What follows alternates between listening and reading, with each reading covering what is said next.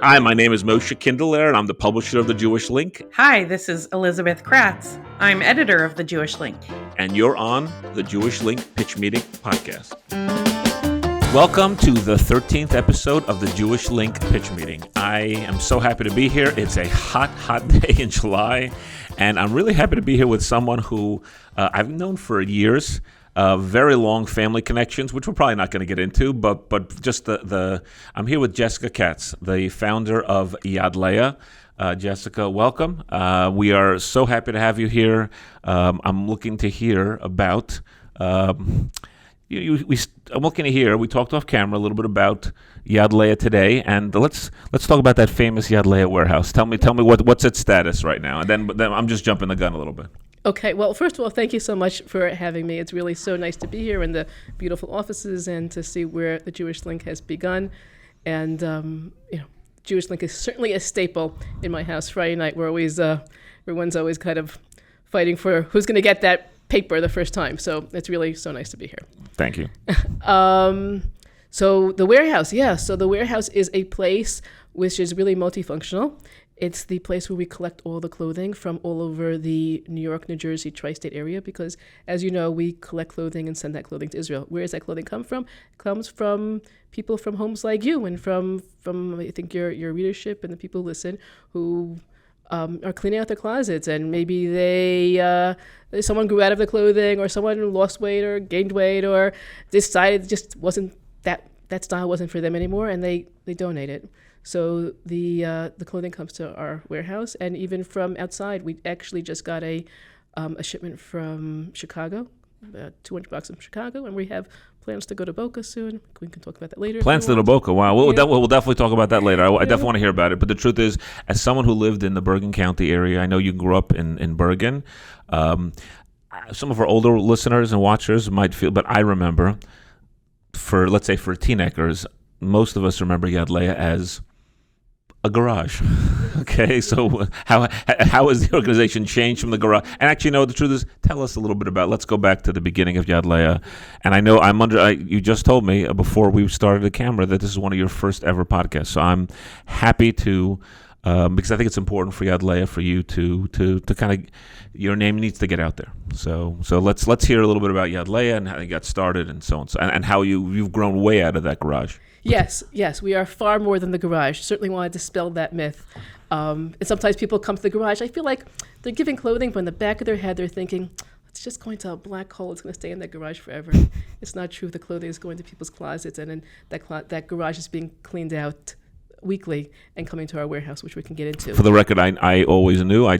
We did a number of deliveries over the years. I noticed the garage was cleaned out, so you don't have to worry about that. We're talking about a garage near B'nai Yeshurun on Maitland, Rutland. On Rutland, and 655 Rutland, actually. And that was the home of Yad Leah for those of us for teenagers for many years. Yeah, well, actually, it's really just a satellite of our warehouse in Passaic. It's really, we created it to make it convenient for people who live in Teaneck. They want to donate clothing. They're not going to come to Passaic. They're not waiting for necessarily a clothing drive that might happen annually. So they can always go there at really any time of the day and drop off the clothing. The clothing goes back to the warehouse. What happens to that clothing and how did it originate? Is that your question? Actually, I want to hear how Jessica Katz became the founder of Yad Leah. I know a little bit of your story. I know, but I think most people don't. No matter how many times Yad Leah has appeared in the Jewish Link, I still don't know everything. Okay, so it really happened accidentally, actually. I grew up in Teaneck, as you said. I grew up with a very dear and close friend. Her name was Karen Milch at the time. We were in high school, and we both got married. She made Aliyah. She became Karen Thaler. Lives in Beitar in Israel, about 20 minutes outside of Yerushalayim, outside of Jerusalem. And I moved to Passaic. We were talking one day because we were very close friends from our high school days, and she was back in Teaneck visiting her parents. And she was also visiting some cousins. She visited one of her cousins, actually, in the Five Towns. And her cousin said, here, she's going through her closet. Her cousin had a few boys. Karen had a few boys, but her cousin was a few years older than her, had a few boys older than her. And she said, here, like all these clothing that my boys grew out of, here, you take them. And she just starts throwing clothing at her. And she's like, Karen's like, thank you so much, but like, what am I going to do with all this clothing? It's just too much. And she turned to her and she said, well, maybe you don't need the clothing, but I'm sure you do know somebody who does need the clothing. And Karen thought, like, yeah, it's true. I actually do know people who need clothing. So she took the clothing.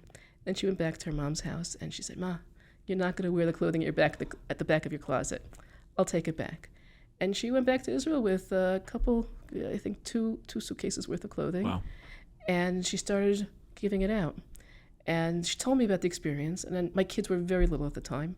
I had 5 small children. And I said, like, great chesed project for the month. I really was looking at the time to get my kids involved in some type of community activity, some type of chesed, sometime that they could really understand and be part of it at their very young age. Okay, we'll collect some clothing, we'll put up some postings. And what we discovered was that the more we sent clothing, the more Karen realized the depth of poverty in her own neighborhood, which she probably hadn't fully grasped. And the more that we put out postings and said, hey, we're collecting clothing, we realized that people just want to give.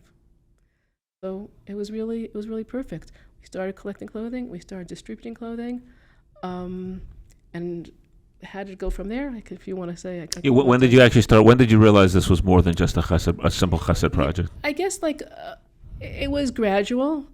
We started collecting more clothing. She created basically a gemach in her apartment. At a certain point, it just became too much. People are coming and going, and she had small children and a growing family. It was just too much, so she looked for other space, and she went to a 2-bedroom. Eventually, she graduated to a 4-bedroom apartment. And over the years, I don't remember, it's kind of everything kind of mixes together. But at a certain point, so Beitar is a very Haredi community. They have very, very specific standards of dress. So if you would give them a denim skirt for a girl, you give them a short sleeve shirt for a 4-year-old, you give them a plaid shirt for a man, they weren't going to wear it. So at that point, we had to make a decision. Were we going to be an organization for the Haredi community of Beitar, or are we going to be an organization for Klal Yisrael? So thank God, Baruch Hashem, we decided that we're going to be here for Klal Yisrael. So at that point, we then started looking around. We ended up in Ramat Beit Shemesh, partnering with Lamad Achai, which is a huge social service agency that's grown over the years, servicing the Ramat Beit Shemesh area in multiple different ways. So we started a clothing project with them. They started a gemach with the clothing that we're sending them. And then from there, somebody from Teaneck actually connected us to Yishuv Itamar, which is up in the Shomron. Unfortunately become rather well known because of all the horrific tragedies that have happened there.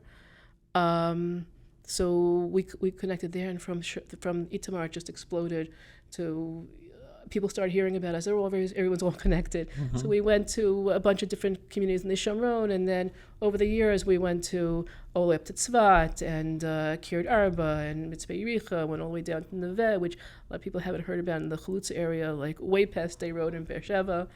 And now we're in 23 different places. When did you become Yad Leah? When did that happen? So that's a good question. I think the actual name, I believe, happened at the very beginning. Once Karen started a gemach, she's like, okay, we're gonna give it a name, and she named it after her grandmother, a woman who had come from Europe with nothing, and always had the attitude that whatever you have, you can always share it. So she had one piece of chicken, you could cut it in half and share it with somebody else. She really developed here in this country and became very, very successful. But in those early years, it was really hard. But she always had that attitude, and Karen certainly adopted that attitude and that approach to life. Named it after her grandmother, and it was like one of these little gemach, and that's in the back, a spare bedroom.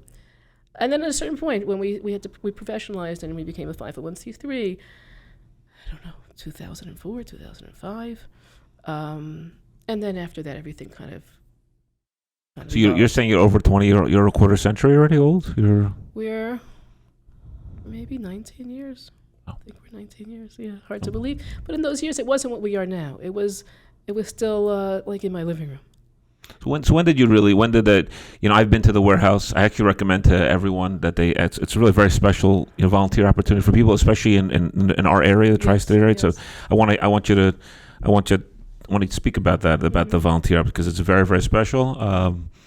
But when did you move to the warehouse? When did the real growth? I think it's in the last decade, but you'll tell me. Yeah. So we were in It's hard to remember the exact years, but we were in my house, in my living room, my kitchen, for a few And by the way, years. not everyone has a gemach in their bedroom. Just sharing that with you. So just like everyone, a gemach in a bedroom. Yeah, like that's not everyone does. I mean, maybe certain areas do, but not everyone. But keep going. Yes. Okay.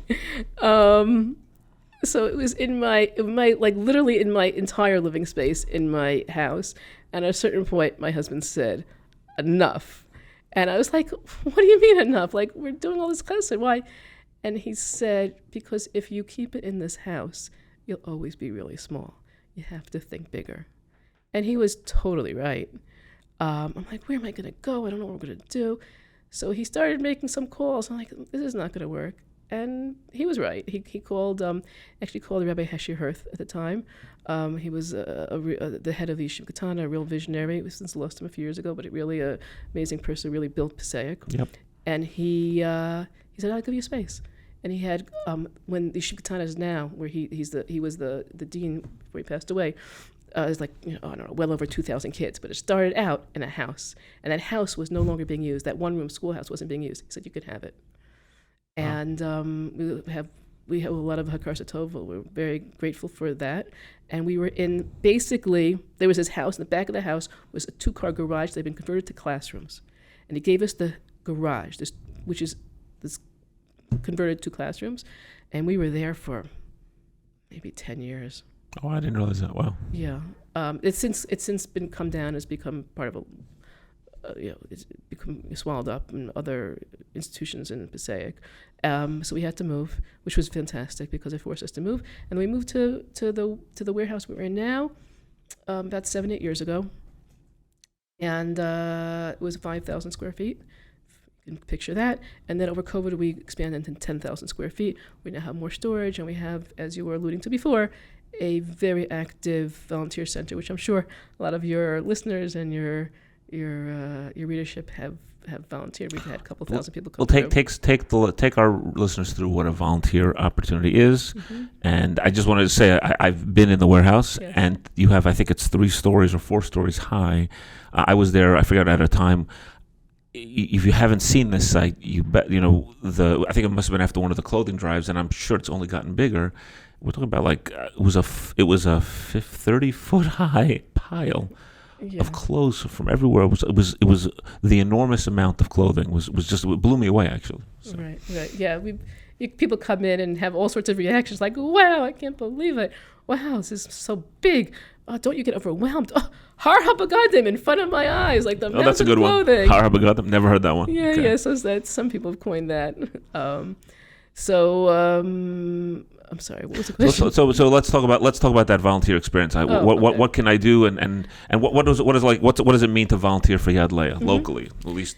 Yeah, so we have a lot of different volunteer opportunities, but the volunteer opportunity I think that you're referring to right now is what we call the Pack for Israel experience. If anyone's ever gone to Israel and volunteered for Pantry Packers or Yad Eliezer, where they're packing food, it's a very similar type of experience, except it's locally, it's right here, and we're really modeled ourselves after those wonderful institutions and organizations.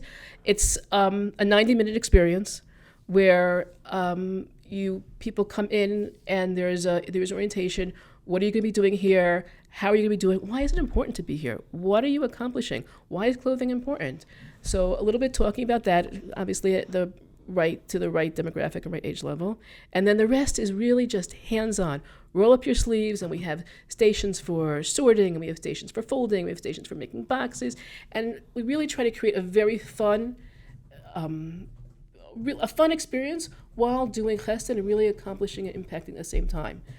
Fun for all ages also, meaning Zadis can be with kids, I think, as well, grandchild. Yeah, so we really like multi-generational activities and events. We have had all the local schools come, certainly the high schools come, 8th grade and above, so the elementary schools have also come. But we also have people coming for all sorts of different reasons. Like we've had birthday parties. Like how old do you think a birthday party? How old is the birthday girl or boy who comes? What do you think? Well, I'm gonna guess. I think I heard of from people 50 or older, or even so. It's not just they're not kids' birthday parties only. So. Yeah, so we've had we certainly had bar and bar mitzvahs, but we've had We had a 7-year-old birthday party here from someone here beloved at the Jewish Link. Her kids surprised her and said, like, we know you don't really want to party. We know what you really want is your children, your family to be doing good things and to making an impact and to doing chesed. So they really surprised her. Children and grandchildren all came together in a beautiful event, and they did chesed and volunteered at Yad Leah. The writer you're mentioning is Pearl Markowitz, I Yes, believe, and yeah. her family. I'll just mention it because she was really touched and taken and blown away by the whole experience, Yes. and probably one of the best adult birthday chesed themes I've seen locally. And I'm just sharing because I hope other people keep it in mind also. Yes, well, we would love to have those different types of things. We had a 60-year-old birthday party. I just got a call about someone who's turning 40, and someone probably very well known here in Teaneck, and she wants something really meaningful, and she wants something really fun. And she looked and she said, like, she's a volunteer for us, and like, I want to have a bat mitzvah. I want to have dancing and my friends here, and I really want to do something that's really meaningful. So they did all that. They did all that. Scheduling it for after the summer. Dancing, food also at the warehouse. The food in limited quantities because we are a working warehouse. So we have to be very careful about the food. So it's a discussion, but we have had food in limited ways and specific ways. We've had yard sites. Someone said, we really want to honor Zadie's memory in a way that is really meaningful, that everyone can get involved, that the children, the grandchildren, and those have been like incredibly meaningful events. We've had just like a bunch of friends get together and say, okay, on Thanksgiving we all have off, let's do something. Or shuls, lots of shuls have come as either the whole shul activity or perhaps a sisterhood or a parent-child event. Lots of different reasons why people want to come and do chesed. I love it. That's great. No, it's beautiful to know. I mean, I'm aware of a lot of this, and it's beautiful to hear you say it. Actually, it's nice to hear you say it. I know that you post clips. Switching subjects a little bit. I know you post clips of recipients. Yes. I know it was a big deal for Yad Leah in terms of the quantity of how much you were giving. I think you used to measure it. I remember it used to be in shipping containers, like it was 7 a year and 8 a year, and I think that number continues to go up. So first of all, what's the number that you're shipping to today, and also tell us a little bit about some of those recipients, and maybe even if you have a nice story or two, like of some of that, because I know I've seen some really nice thank you Hakar Hatov, clips over the years. Right. So in 2022, we did nearly 500,000 pieces of clothing. Wow. And that clothing is coming from people's closets. It's also coming from manufacturers. We've got really beautiful things from manufacturers, and we're really trying to build that up. We had, I'll do a shout out to Juni's, although there's been so many others, I could name a few. Juni's, which is a very well-known company, a lot of young women wear their clothing. So they actually reached out to us. They found us through actually Chani Koplowitz, who's I think a advertiser, right? Absolutely. She has her own line of clothing, Ivy, and she has a clothing store, Flair, and Aisle 2 One stores, and Monarch, Urbano right? also, sure. Right. She's been very, very generous, Chani, and giving her from her store and from her line of clothing. So she connected us to Juni's. Juni's gave us in December 11,000 pieces of clothing.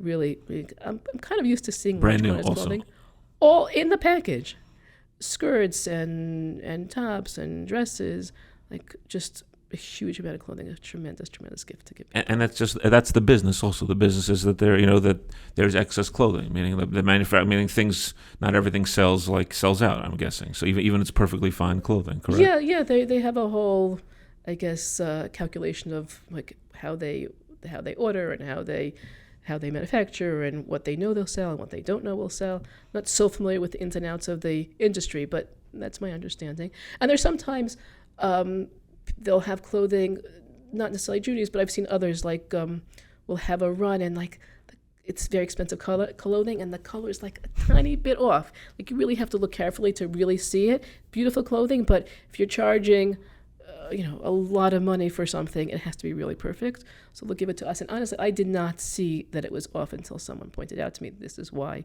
they can't sell it. And that's also a beautiful gift. Like a slight defect that no one would notice, and the recipients are very happy to have it. A slight defect. That's beautiful. Wow. Yeah.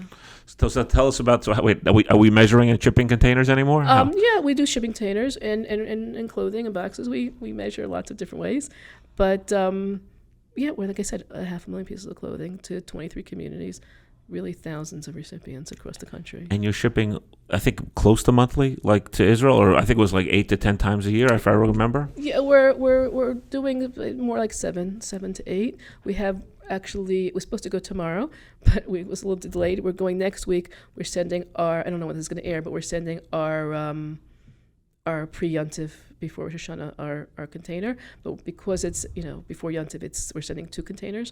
So we're sending 2,400 boxes next week, please God. So in a sense, you're like in the fashion industry, and the fashion industry is always way ahead. So we haven't only begun to think about, Yom Tov. Oh, yes. Yeah. No, like this is like, we're hitting the tail end. We got to then... Yeah, by the 9 days, by Tisha B'Av, you got to get the clothing there for sure. It takes time on the water, it takes a few weeks, and then it has to get there, and it has to be opened, and you have to put it out. People have time to shop. Yeah, we're thinking about Rosh Hashanah, Shavuos time. And now you're already probably thinking about Hanukkah, I'm guessing so. Post Yom Tov, yeah, sure. Yeah. Interesting. I've seen a lot of nice videos of recipients. So tell us a little bit more about those. There's been very nice stories of and I know that Karen is still working with you, helping you in Israel as well. Yes, yeah. So Karen Thay, like a dear friend, and we really started together. Like I said, named after her grandmother, the organization. Let me think for a second. Well, while you're thinking, I remember seeing some stories of clips over the years of happy recipients. I think in some of these like gemach or stores throughout, not throughout Israel, Manachai. I think just holding up the Sure. Yad Leah garment, which looks great, and like, wow, you couldn't believe it. Like, why would someone give this up? But you now, I'm just saying, must feel really special to know that thousands, tens of thousands more of Israelis.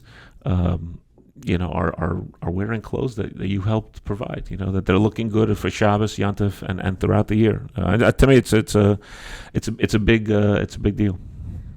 Well, what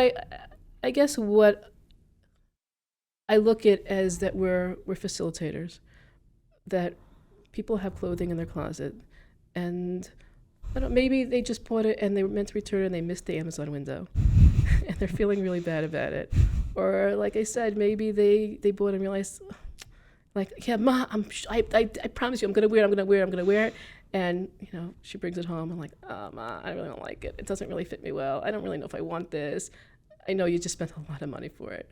So people have all this clothing, and we look at it really as trying to facilitate people who want to give and have the means to give, to just share it with their brothers and sisters in Israel. So really, it's the community who's doing it. It's the people. We're just facilitating it. I like that answer. And in terms of facilitating, your reach has continued to grow. Meaning, you started off in North Jersey, and I think you are way, way beyond that as well today. Correct? In terms of the people who give? Yeah. In terms of facilitating those givers, you're facilitating in so many areas. Sure, and we're growing. So certainly Bergen County, and certainly Passaic County. But we're running something in the Highland Park Edison area in a few weeks on July 23rd. Is it the first time in Highland Park Edison? No, we've been there many times before. Okay, that's what I thought. They're very, very supportive community, very Israel-minded, very, very, just very community-oriented. We go to the 5 towns certainly every year before Pesach. We just got a load from Chicago. Did I mention that already? Yes. We're going to, like I said, we're going to Boca. We're going to be there Labor Day weekend. We're going to be working with BRS, the Boca Raton Synagogue, Rabbi Goldberg, and his whole staff there, doing a major clothing drive there. And we've been in places like, actually just this morning, we just got a load from Westchester. We're probably going to Riverdale, Livingston, the whole metropolitan area. We've gone even as far as Boston, LA. Many years ago, we did a little something in Texas. So the reach is growing. So now, for the Jewish Link perspective, I know there's some big stuff coming up, and you're taking a big step in a few weeks later in the summer. So tell us about this next step, what you're planning on later in July for this next clothing drive. Coming to a street near you, I think is what I'm hearing. Yes. So we're doing something a little bit different, a little bit of an experiment. So historically, what we would do is we would go to a community partner with, like, say, a shul, and we'll set up, I don't know, say we're going to be in the shul from 10 to 12, 10 to 2. We're going to the Five Towns, or we're going to Englewood, or we're going to the Highland Park, or we're going to someplace in Rockland County. We'll be there from 10 to 2, and people come and they drop off their clothing. And that means they have to like pack up their stuff, leave their house, and come to such a location. And they have to be home that day. Sounds really hard for them. Yes, but sometimes people are away, and people have things to do on Sundays, and we're all busy. So we're doing something a little bit different. We're on July 23rd, which is a Sunday of the 9 days, in the Passaic Clifton area. We're doing a one-day only pickup.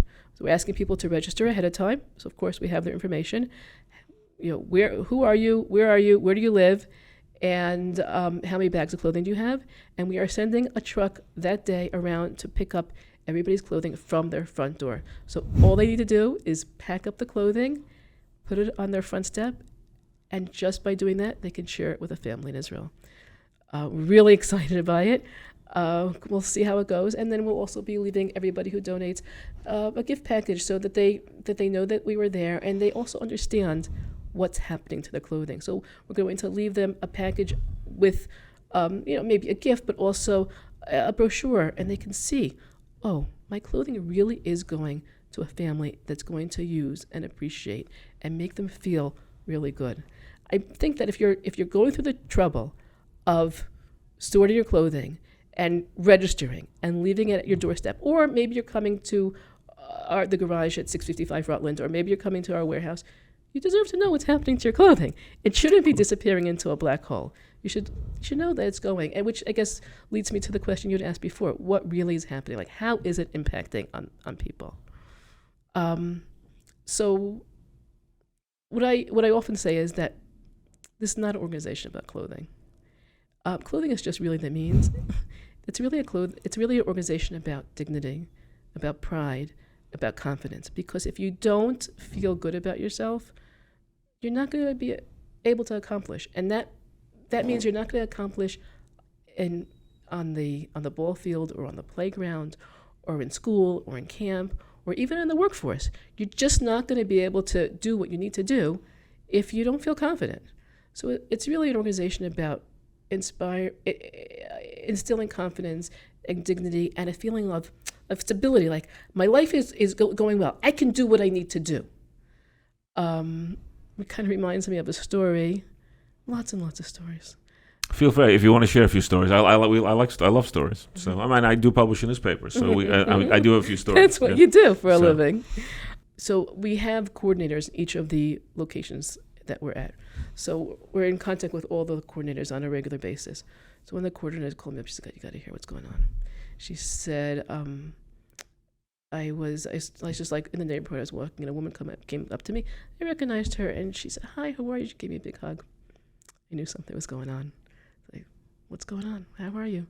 She said, we just made a wedding, and my husband's had to working a couple of jobs. It's just like, it's been really overwhelming. And, my son brought home his Kala, and we were so excited. It's like, she's an amazing girl. We couldn't wait for this, but she has very, very little. She doesn't have the resources to come in, to be able to family doesn't be able to make the wedding, to set the house up. But we really, really like her. So we're trying to figure out how we're going to do this. So we had a family meeting. What are we going to do? So we all decided no one's going to get anything new for the wedding. No one's going to get anything new for the upcoming Yontiv or the school year. We're really cutting everything really, really close. So we're all coming together to make this happen. And everyone's excited, but there was still like a little bit of something. Like, none of the girls are going to get anything new. No one's getting anything new for Yontiv. No one's getting any new clothing for the school year. They want to look nice for the wedding. They want to look nice in general. And even though they were so excited to do this for their brother, there was something there. Mm-hmm. There was something there. And a friend of mine said, "You got to go to the Gemach," which is, the Yad Leah Gemach. And she went, and she said, "You won't believe it. We found clothing for everybody. We got stuff for the wedding. We got stuff for Yontiv. We got stuff for the school." And it made such a difference because we were able to go into the wedding with such amount of simcha. We could just like be happy for our brother and the new kala, and not feel like there was something missing. So for the mother, like her whole family came together. Like it wasn't just about the clothing. It was about the shalom bayis. It was about feeling that she could raise her children and have a family that's like was happy to be together, and that everybody was getting along, and everybody was good with each other, and that she was able to, as a mother, enabling that to happen because she knew something was off, and it didn't make her feel good that she was doing this to her family. But it all kind of disappeared. So it's not just about the clothing. It's about everything that the emotions. It's all about the emotions that it generates. So clothing makes the man, but in a sense, you're saying it's about dignity. It's everything. It's shalom bayis, everything. It's everything. It's shalom bayis. It's a dignity. It's confidence. It's a sense of stability. It's a sense of support. Like, I don't know if I can do this, but I have family. I have family. Maybe they live in America. I don't know them, but they're helping me. They care about me. They love me. They want us to be successful. They want us to be able to live our lives with dignity, and that in itself is very powerful. I agree. Wow. That's really. First, I'm now looking at Yad Leah in a new light. Okay. One other subject I'm just going to mention is one thing. Like another way you've come onto the scene is your run walk, the Yad Leah. You have a nice name for it. It's called the Dash for Dignity. Yes, which yes. Now I understand the name even better.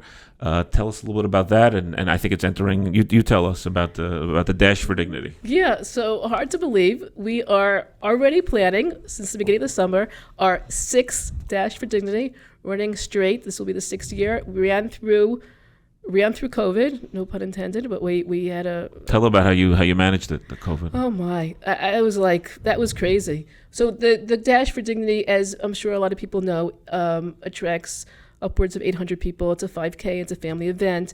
There's a walk and there's a run and there are kids' activities, real activities for everybody. But during 2020, there was limitations. We do it over Peck Park, and I don't know. They said that you could have, 100 people tops and socially distanced and everything. And even when we were planning, we weren't sure if, like the day before, they would say, "Oh, we're down to 15 people." We didn't know what it was going to be. So, but you didn't think of canceling. You were committed to making it happen. Of course, we thought about canceling, but there was no way we wanted to do that. So a bunch of us got together and we created a COVID-friendly program. And now it's thank God, distant past. But we were in 4 different parks around the area, and we, instead of having a dash from say 9 to 11, we did it from 9 to 1, and everybody had a slot, and we were spread it out over 5 hours over 4 parks, and we had the turnout that we always had. People really came out. It was a fun day. Happened to be gorgeous weather, and I think people were just really being really, really supportive. And it's been growing ever since, I hope. Yes, we certainly hoping over 1,000 people will come this year. Wow. Hoping to, and I think what's important to know that we call it Dash for Dignity. It's a 5K, so people who are runners come, but it's not just that. Say least half, but probably more than half, are not runners. Some of them are coming to support their runners and their family. But there's a walk. There's a 1 mile walk, and there are people that come with strollers, and there are people that come just as a nice walk, and there are people that have come in like scooters because they have mobility issues, but they want to be supportive, and they want to enjoy the fun day. There's a lot of music and there's food. It's really like an electrifying event. I think it's electrifying because I think people are looking for things to do with their families, but I think people really feel like they're doing something meaningful, like they're having a great time, and it's an important work. And thank God we've had a lot of people who really want to be supportive and want to be involved. And like I said, sometimes they come just to run. And there are people outside the Jewish community who come because it's a well-run event. We partner with a fantastic professional race management team who run a really good event. But I think people come for that, but I think people also come to have the good feeling of having fun, but also doing something important and meaningful and supportive. Do you have the date for what's the November 5th, Sunday, November 5th, all right, over Peck Park. Keep that in mind for sure. Well, we'll definitely keep that in mind. I've actually, I've run it. I think I haven't. You have? I run it. You came during COVID. I came to at least. I haven't been at all 5. I've come to at least 2, if not 3. But for sure at least 2. for sure. And I'm looking forward. We'll definitely try to come again. That's your biggest annual fundraiser, correct? So. Well, we did a charity campaign last year. So the run, walk, the dash for dignity, and is It's the biggest event, not the biggest fundraiser. Okay, good. It's amazing. It's amazing to see how you've grown. You know, Yad Leah you're not a young organization, but in a sense you are young. I think you and I have talked about in the past about how when your kids were growing up, you weren't able to focus on it, and really now that your children are older, you've been able to kind of devote more effort. Speak a little bit about that side. Yeah, for sure. As I said before, really started it not as a organization, but as something to do that would be meaningful and would be a project that my kids could really kind of get involved in and roll up their sleeves and wrap their hands around. But I was a young mom with young children a while ago, and I was limited in what we could do. And as really the organization has grown with my children, as my children got older and became adults, I would say that the organization kind of moved into adulthood, and I was been able to devote more and more time. And now it's more than full time, and we have a whole staff that supports us. How big is your staff? Well, in terms of the staff in the warehouse that's sorting and folding clothing, so like the labor staff, we have five women who are working, a warehouse manager and 4 other people who are working 40 hours a week, 9 to 5, sorting and folding your clothing. And then we have a director of community engagement, Yael Bleischer, who came on almost a year ago. She's doing all the volunteer events and the clothing drives and anything that anyone's going to be involved in. We also have some other volunteer programs. We have an amazing marketing team that works for us, Jewish Link Marketing Design, Adam Negnowitzki. Shout out to him and his team. Always good to shout out. Mm-hmm. And we have some office staff. So we're growing. We're growing to make it all happen. All right. I think a lot of people want to know is what the clothing. Not everything is high end. How do they handle the not so high end, does every piece of clothing, do some just cannot be used? You tell us a bit about the grades and types of clothing. Right. So I don't think you mean necessarily high end. I think you mean quality of clothing. Mm-hmm. So we ask people to give us excellent clothing. That doesn't always happen. So people are busy and it's hard for them to sort. Some people will say like, well, what's good enough to send? So, like I said, the entire organization rests on dignity and pride.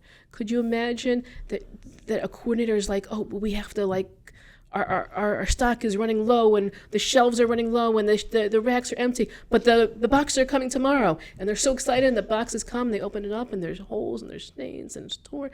It would be terribly disappointing. Never mind to be like a huge waste of money. Mm-hmm. So, or someone would go on the shelves and they're so excited. Maybe they only have one sweater.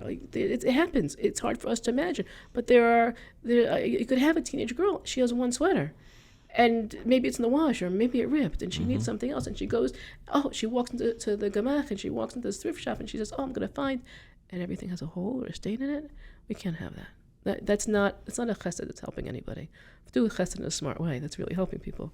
So we have to make sure that all the clothing that we send is a good piece of clothing. How do you know?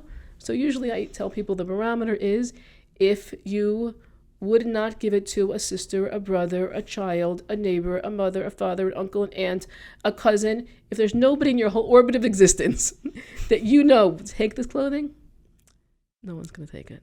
It has to be a good piece of clothing that somebody if it fit them, would really wear it.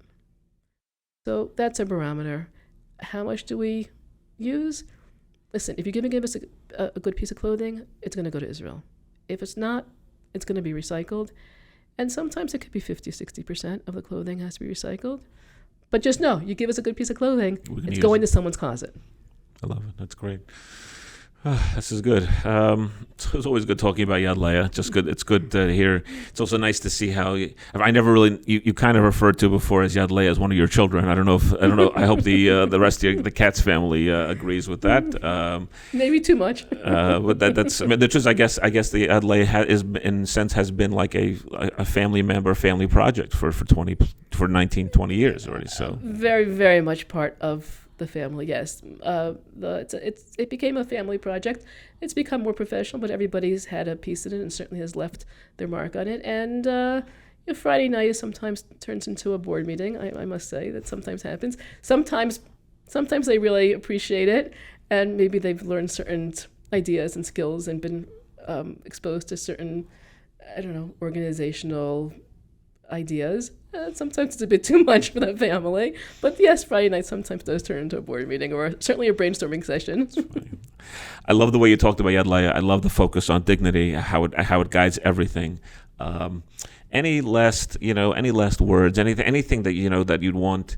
I know you read that you're fans of the Jewish Link. What you'd want to see. What you'd want to tell people a little bit more about Yad Leah. What our readership should know. Kind of just like a sense of final statement of some kind. So.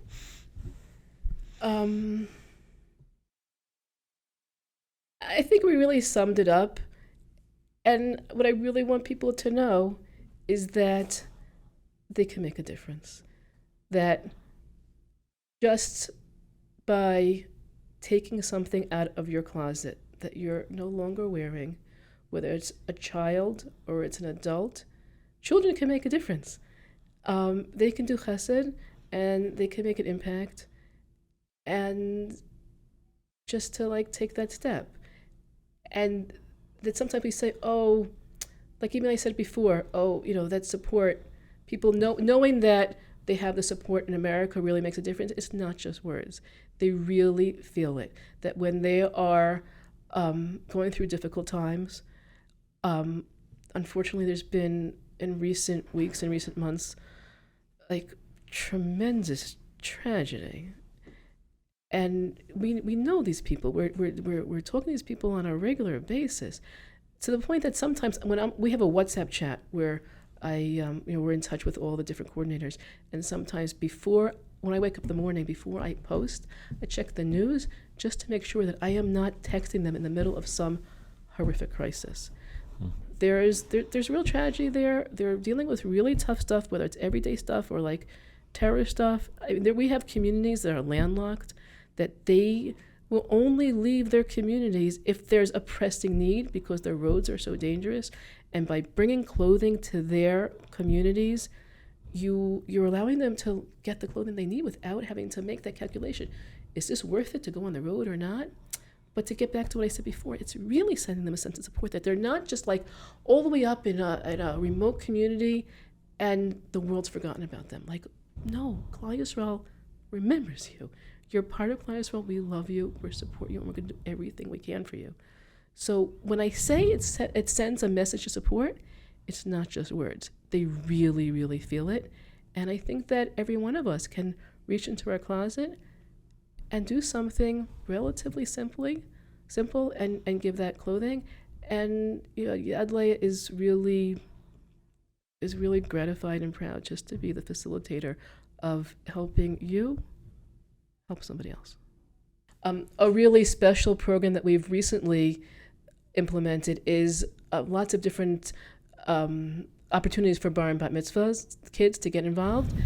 People are always looking for something meaningful to do. For the boys and certainly for the girls, because the girls don't always have all the other kind of ritualistic things that the boys have. So certainly they can come to the warehouse, and we have the Pack for Israel program, and people have really turned that into something really, really special. Sometimes they come and they just pack, but we've had families come and they've had speaking, and they've done montages, and they've had food trucks, and they've really made it into a very special event with music for the entire family. But we also have an off-site programs where people will make special gifts that can be sort of packaged and make.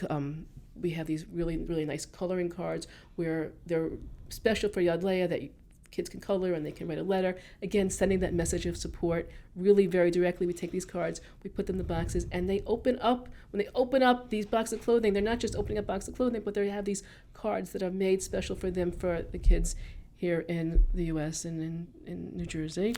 How many of these bar mitzvahs have Yad Leah has been involved with in some way? Oh, many. Dozens. Yeah, dozens. Sometimes they don't. It's for whatever reason they're not going to come to the warehouse, whether they're too far or it's not going to work for their schedule. So we have these gift packages where people can do it actually at their bar and bat mitzvah. There's a whole bunch of different things that they can choose from. We call them kesher kits because they are really creating this connection. They're also wrapping them up in a kind of a knot, so kesher, and sending them. And it's really very meaningful to be able to send these gifts, whether it's to other bar and bat mitzvah kids, or sometimes it's to babies, or sometimes it's to new kalos, new brides. So that's a special type of project. Sometimes kids want to just do fundraising. Believe it or not, there are kids that really want to do fundraising and take such pride in the fact that they raise money of their own and they are sending the boxes. We've had some really nice success with that, set them up with a web page and everything. And then there are people, of course, who go to Israel and want to see what's going on the other side.